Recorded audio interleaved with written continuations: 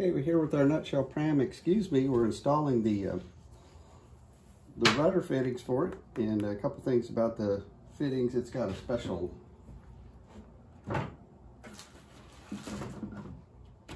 not your basic pintle and gudgeon. What this assembly is designed to do, so you can take the rudder, reach over the stern, and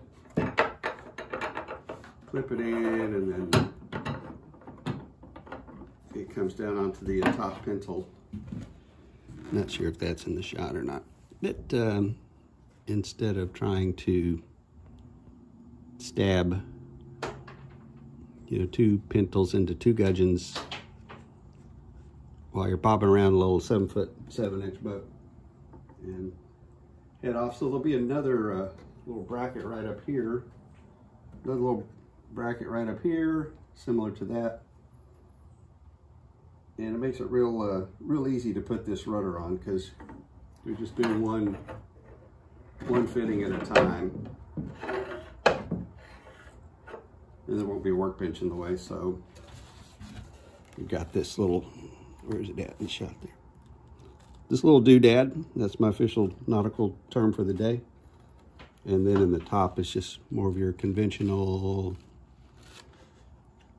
gudgeon, the long straight pintle over there. So just reach over the back. You can put it on up high, turn it up high, and then slide it down. And that's Bob's Your Uncle, or whatever the nautical version of that is. They may notice this kit come from Wooden Boat Store. It's set up for I don't know if it's just nutshell prams. There is a larger nutshell pram, so this cheek might be bigger on a different boat.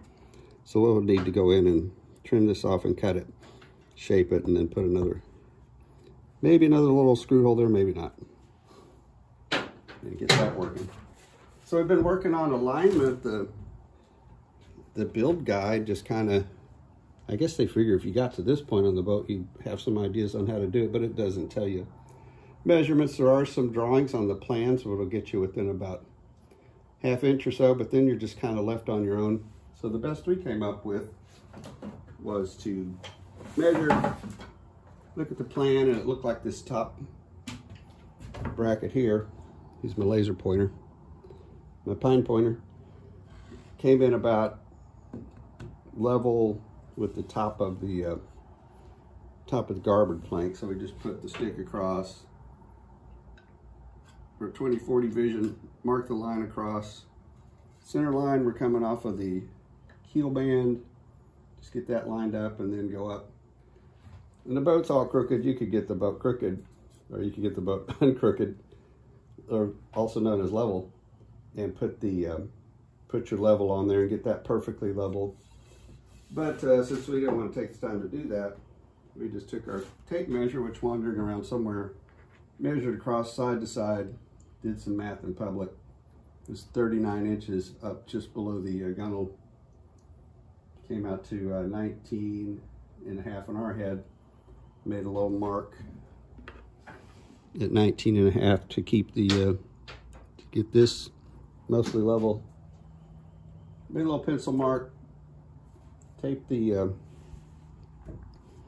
top of the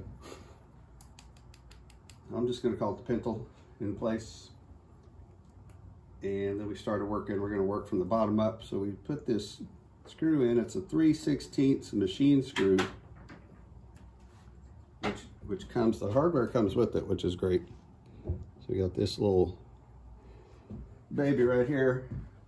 We did a couple pilot holes, 3/16. If you drill a 3/16, there's going to be a lot of slop around that. So we drilled one size smaller, and then just eased out the top edge of it a little bit.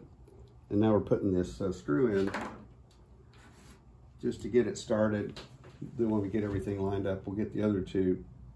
Then we'll pull it all back off.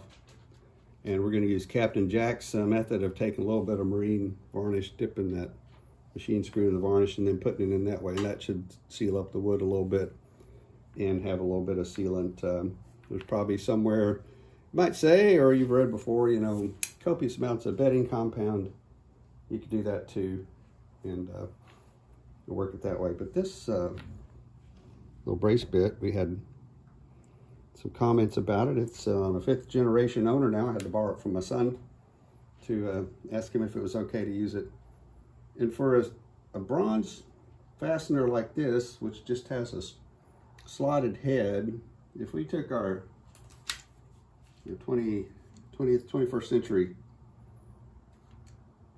impact driver with a straight bit on it, that's just going to slip right out. Sometimes it's overkill, or even a regular drill. You run a good chance, unless you're very talented, of stripping that screw out in there. Then you got to order some more. So that with this brace bit, you can go in here, oops, and let the bit slide off. Working in the shadows with the shop of bifocals, so we'll see if we can get that slot lined up, and then we can just very easily work that in. Right now this machine screw is cutting threads inside of this 3/4 inch plywood transom, and you've just got a lot better feel. You can do fingertip, you're not muscling it in, and you can feel when it starts to snug, and you know there's really no point in screwing or screwing any further past that, because you're just going to strip out the threads that you made inside of that. So they're snug right there. Fingertip, I can't feel that with a power drill. And the other cool thing about this is a ratcheting. So say you had a bilge or something here and you're trying to work down in this area, you can go just a little bit at a time and work that fastener, or you can change it like we're do, and take it back out, go the other way or in the middle. Let's see if I find the middle. Looks like there's a little, it locks, and you can go both ways without the ratchet. So I was surprised to find out on this. I saw a similar tool in the Mariners Museum from the middle 19th century, and I thought, wow, they had those back then. Did a little research, and it looks like these kind of things go back to the 1400s. So it's a good tool, and it's got a lot of applications.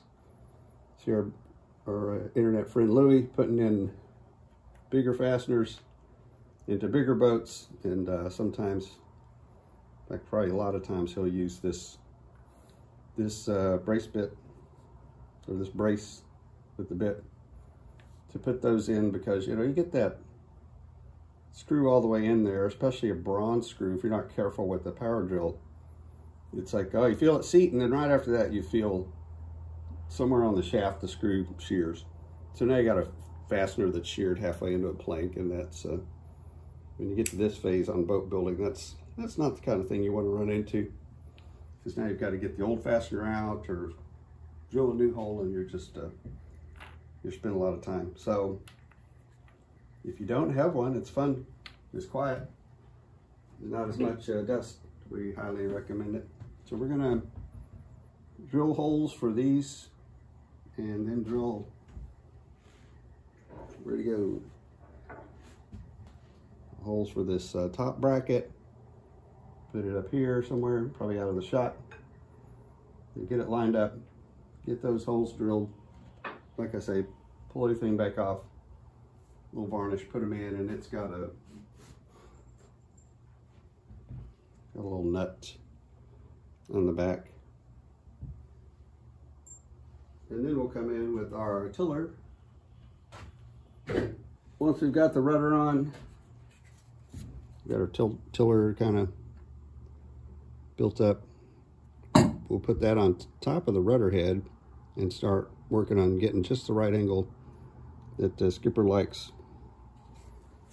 And so there's a lot of moving parts at this phase. I've been circling it for a few days trying to figure out, okay, which part do I work at. So I'm going to work from bottom to top and get this assembly on, and then get the tiller fit onto the Pram, and then we'll keep moving on from there. That'll do it.